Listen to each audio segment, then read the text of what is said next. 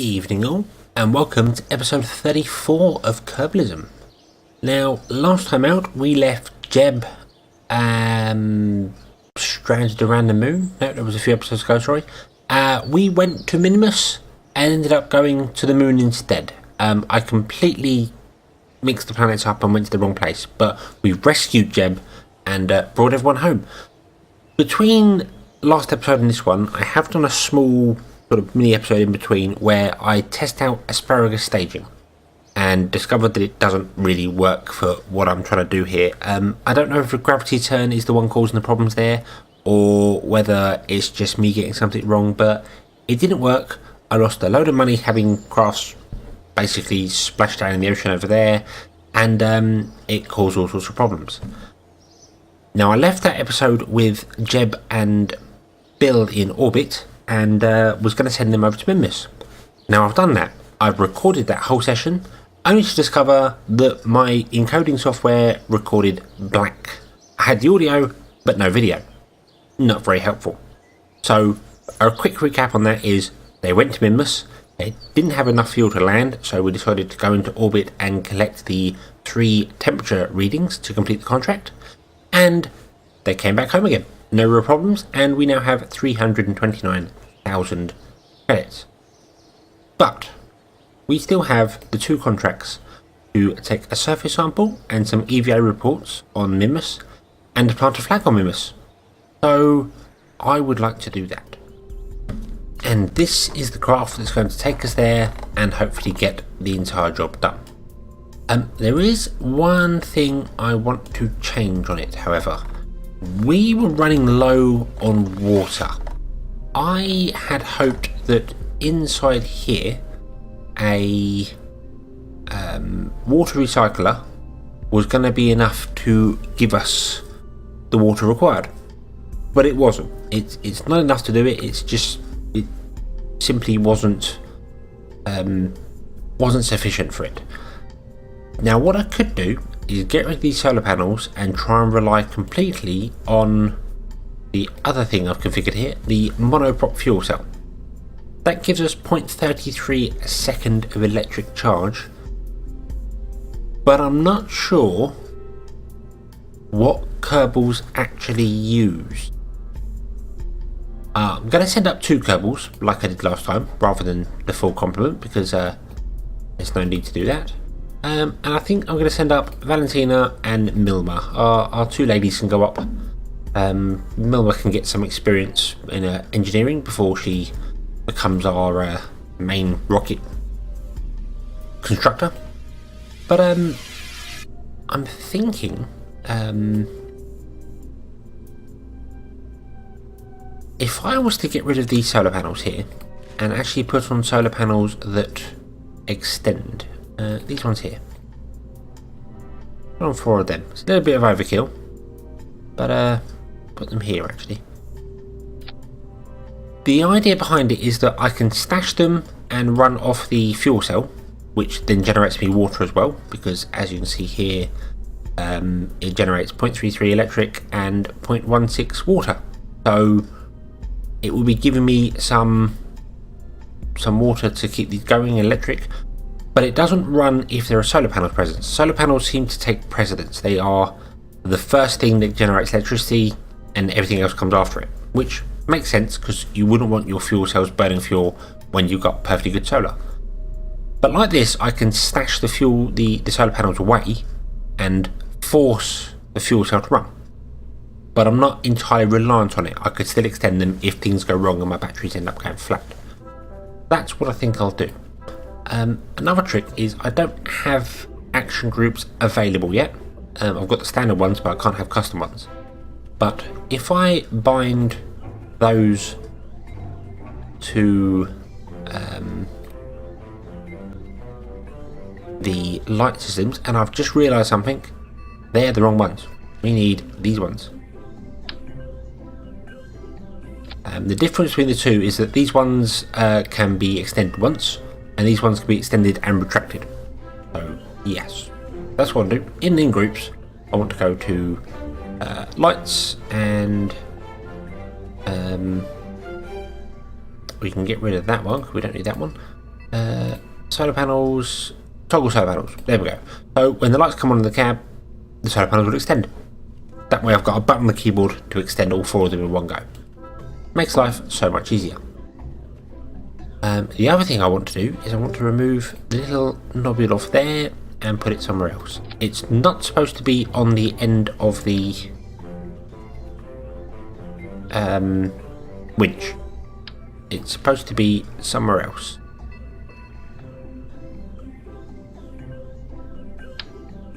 Right, again.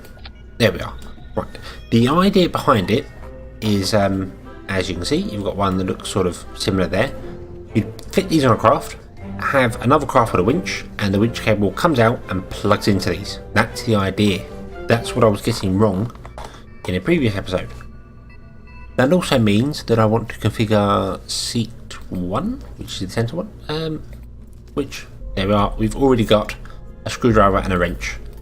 So should things go terribly, terribly wrong, Minmus can rescue us. And that's it. The only other difference between this and the original Boostcraft I tested was that I've actually had all the fuel feed into the centre rocket. It does actually increase my delta V. If I take this off, overall I have 5,281. That would be all these rockets fire, and the centre rocket fires, and then they all drop off at the same time because these use the same amount of fuel as that big centre one with the main tail. So, yeah. But if I have them running all into the centre,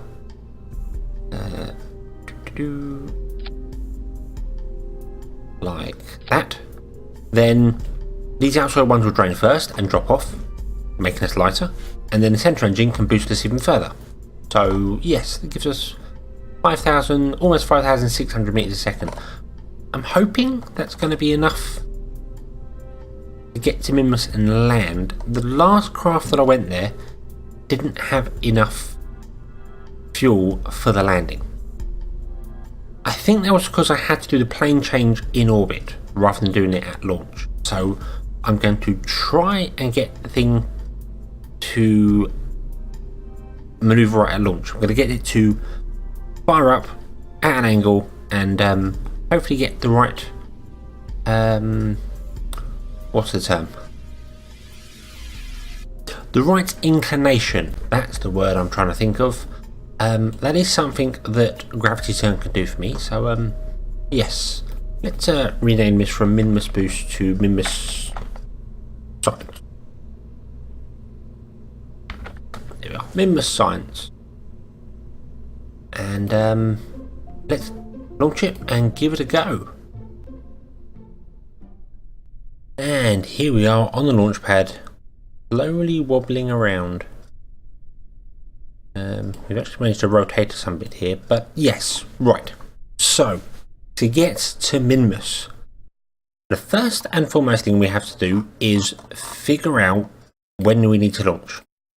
Minmus is obviously, its inclination is different to the rest, so we need to figure out when the planet's going to be rotated enough. So, the best way I found to do that is to try and line up the circles of the moon and the circle of Minmus to be level. There's the moon's orbit level. So if we come around here, a little bit of a jump, about there. That's where we need to be. So we would have to launch there, and we would have to fire south, which would be -6 degrees. Minmus is at an inclination of 6 degrees. I couldn't find that anywhere in the Chaospedia. I couldn't find any planet information in there. Probably is, but I had to look on the wiki for that. So yes. So we got to wait for our ship to be here whilst we're looking at it. We want it to be dead level with it, and then we need to launch into a 6-degree launch. I do hope we don't end up falling over. That's one thing I don't really want to do. So, I'm going to turn that back down again. As was pointed out on the previous video, the sort of mini episode I did, Somebody mentioned that it could be gravity turn that's causing my problems with the asparagus staging, where it's leaning over too early and we're burning through things. I do know if I leave it on 100 it's too much. 10 seemed to work pretty well, but maybe that's a little bit too low. So I'm going to go for 50. That was half what it was before. And the roll off, because we don't need that. Use time warp, because it makes life easier. And the inclination is going to be -6 degrees. There we are. It's a minus, because obviously we will be firing south. When we look at this, we want to be firing down rather than up. So all I've got to do is wait for our craft to be there. So let's accelerate time. That looks about right, almost in the centre of the planet. Zoom out again, just to have a double check. Moon looks good, Minmus looks good, everything looks good. So let's give that a try and see on this very, very bright day whether I've got everything correct. And here we are up in space again. Gravity turn has managed to bring us up quite nicely, although it's used a lot more fuel than I expected. It's used about half the fuel in this second stage here, which is a lot more than I had originally anticipated. So I'm just using the RCS here to try and get us into orbit, try and save as much fuel as possible. The inclination worked, but wasn't correct. We are on a 6-degree inclination, but it's not lined up with Minmus, so I'm guessing you'd have to fire earlier to get the inclination right rather than directly opposite, directly in line with Minmus. I'm not entirely sure where I caught it wrong there, but I don't know, something clearly did. So yes, so I'll get us into orbit, and then we'll have a look at trying to get over to Minmus. And there we are, finally in orbit. So our inclination, as you can see, does not line up with Minmus's. It's there, and our one is, well, a little off, shall we say.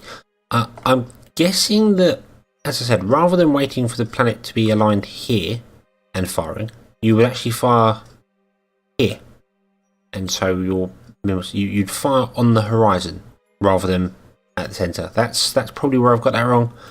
It'd be on the horizon, so when you obviously fire, rather than your perhaps going down like that, it would be like that, so you'd be coming down already, and it would be lined up. That's a very bad explanation. I hope you kind of understand that, but it's I should have fired when I had lined this up here, like this with the moon, like that, and I should have fired when the space sensor was over there, rather than here in the centre, which is pretty much where it is now. So yes, should have fired when it was on the horizon, not in the centre. So, but anyway, we need to get out to Minmus. So I need to figure out when I can fire and how I can do this. Because obviously if I fire now, we're going to be facing the wrong way. That green line goes off to Minmus, so 4 o'clock, about there. Fire off. 2. And as you can see, we'll be down here, Minmus will be up there. So that's a problem. We will get some form of encounter there though. That looks quite promising. So I shall play with this, and once I find an encounter that kind of works, I'll be right back. So after mucking about with the maneuver nodes for quite a long time, I have managed to find about the best approach I can get, really. We will be coming in 441 kilometers up, but it is going to use a lot of fuel. 923. That's yeah, not leaving us a great deal left, to be honest with you. But overall, that's going to be okay. It's about just over half the fuel we've got on board. The advantage of the systems here, or the contracts here, sorry, is that I can put the lander down somewhere around here, and then the Kerbals can walk to the other 2 places. And you see that all 3 of them are very close together. And of course, the other one is plant a flag, which can be done anywhere. So yeah, hopefully that'll do the job. Our electric charge is actually going up. That monopropellant battery is actually going up, and our water level is going up 45%. So yes, the monopropellant battery, what's it called? Fuel cell, that's the word. That's doing a wonderful, wonderful job. All I need to do now is go to Minmus and complete these contracts. And here we are, 3 days out from Kerbal. We've still got a little while to go before we get to Minmus. 12 days before we actually get there. But I received a small message saying that the station harvest is ready to be collected. So, I think that should be done. Where are you? There's station that for some reason looks like a base. So let's switch over to that.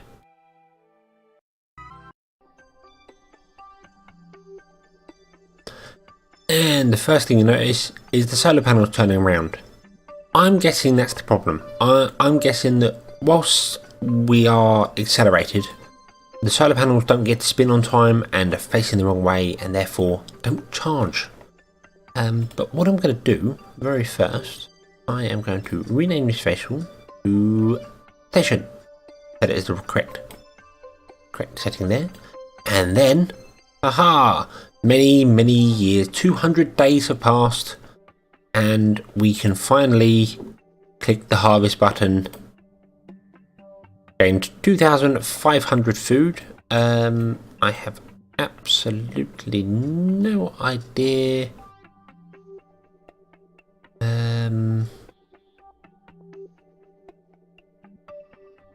Food is good.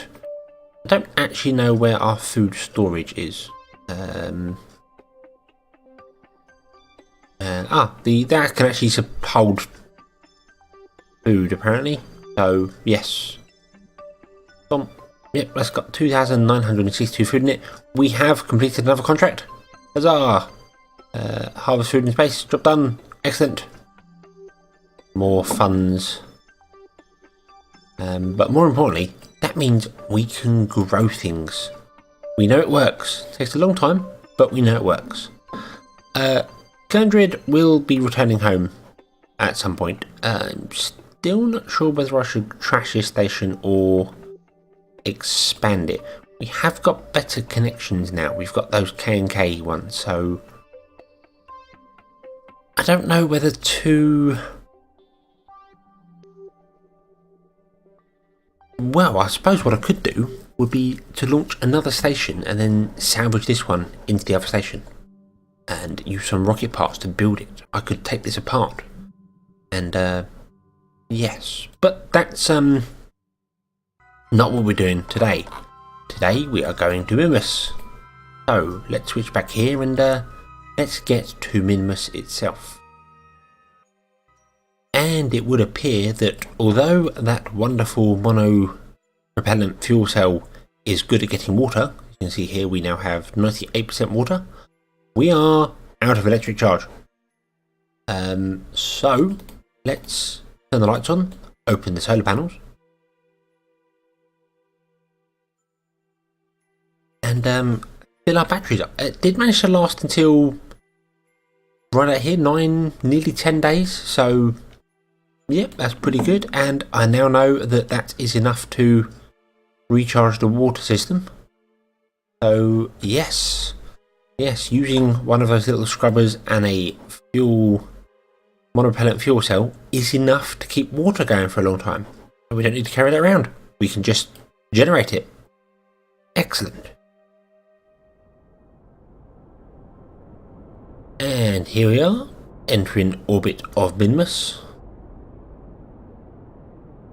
going to bring it down to quite a low orbit to try and make life easier for landing. Yeah, good. 21 kilometers. Oh, where is our landing site? Our landing site is there. So we obviously want to go round a few times. Let's circularize a little bit. There we are. That looks good. Walk down here. Obviously, we've got to wait for Minmus's rotation to be correct so that we're lined up for the landing. I am still getting issues with station. We have also had another well, it's not another failure. I think the failure was already there, but it's now causing some problems. On Moon Relay, now, as you see, I renamed some of these things here and thinned them out because it was getting complicated. But the Moon Relays, we had 4 of them. Moon Relay 2 has had a failure. The failure is on the antenna that is the relay, not the antenna that is the one that talks to Kerbal. So that one's completely out of use. I chose not to destroy it. I left it there with put an F in its name so I know. Because, well, I could send an engineer out there to put a new antenna on it or something. It's a perfectly good probe. It works. It's just well, it almost works. It's just a little bit dodgy. I'm not sure why station is weird there. Apparently they've only got 21 days of water left. How interesting. Well, we'll have to deal with that soon. And they've had failures on things as well, and the Kia stationary one. But yes, that relay is causing problems. When certain things go around the moon, they're now losing contact with Kerbal and causing my game to be slowed down even more than just the annoying station batteries. Apparently we're running out of electric charge. It's very, very interesting.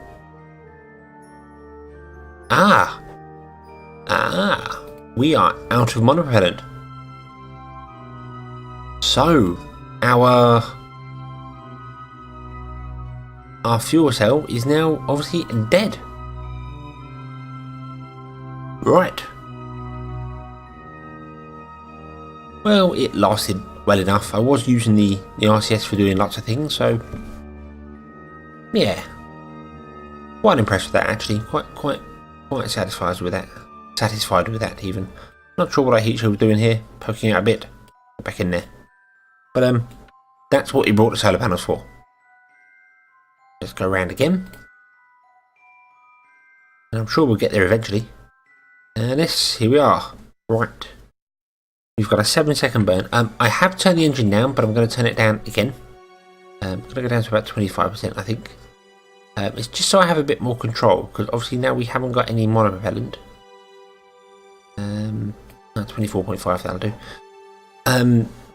Without the monopropellant, I've got no small thruster control, so I'm reliant on that engine. So I want to slow it down a little bit, make life a bit easier.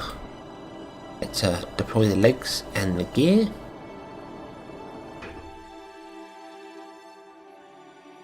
And do our manoeuvre. And so we've lowered the orbit, we've gone round once, and I think next time we come to here, this is going to be where we want to land. So I want to start slowing down about now. I bring ourselves in to land about sort of there, I think. That's probably the good idea. We can of course change this as we get down further. Now I actually think about it, I probably want to turn the craft around a little bit and maybe bring that up a bit, because obviously we want to come in high and then stop and drop. That's the idea. Let's double check the fuel here. That's still turned off. Good. So that should be plenty. So yeah, let's warp around to about here somewhere and see. Might have been a little bit early on it. Yeah, I think I was a little bit early. But that's okay, that's not really a problem. Because I can of course fire the engine a bit more to get our nose up a bit. And of course I can aim towards the targets as well. Activate navigation. Not that I'm sure exactly where they are.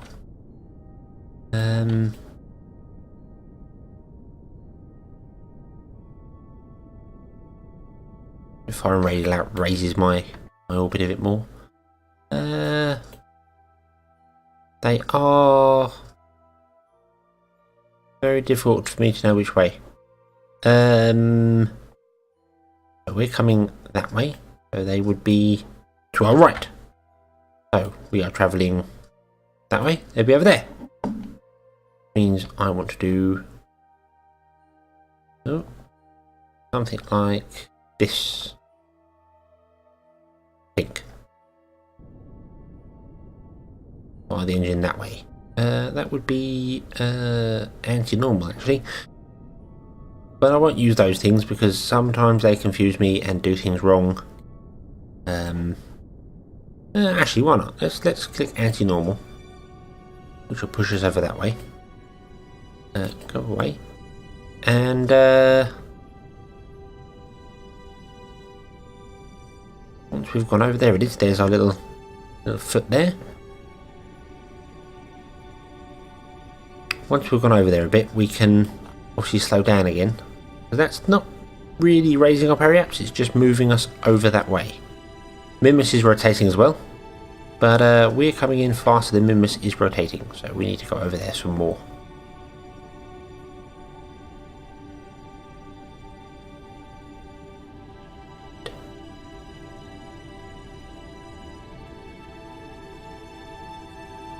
I think that's good, that looks good. Point retrograde.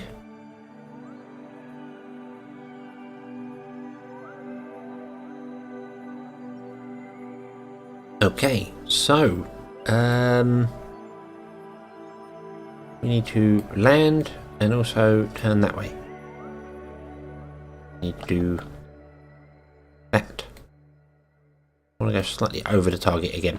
So yes, like that. There we are.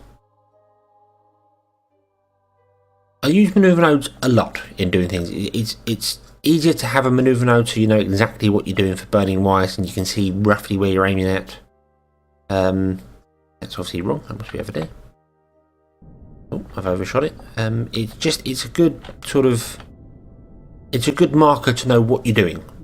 I used to do things by eye. I've done that a couple of times. You've seen here, and you've seen how my landings have been on the moon. They've well, they're all right so long as you're not an engine. Because they're the bits that I clearly like breaking.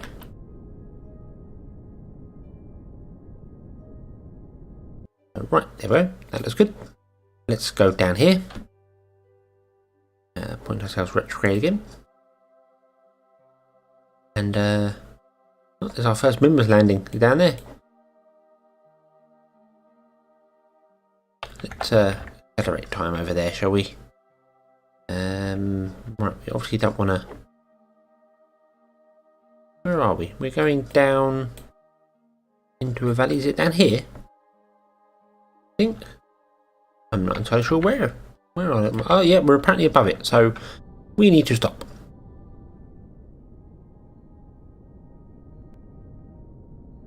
So this here is giving me my suicide burn in seconds rather than in delta V and meter seconds and stuff. So that's that's actually extremely useful because you can just match up. There it is. It takes 13 seconds for me to stop, and impact is in 75 seconds. So I've got plenty of time, apparently. But we're below 3,000 meters, so I can't accelerate time. So right, let's point retrograde again. We'll point it straight up, and let's just drop out of the sky. And as we descend to the surface of Minmus, that is where we're going to have to leave it until next time. Thank you very much for watching. I hope you've enjoyed this episode, and I hope to see you in the next one. Until then, as always, have fun.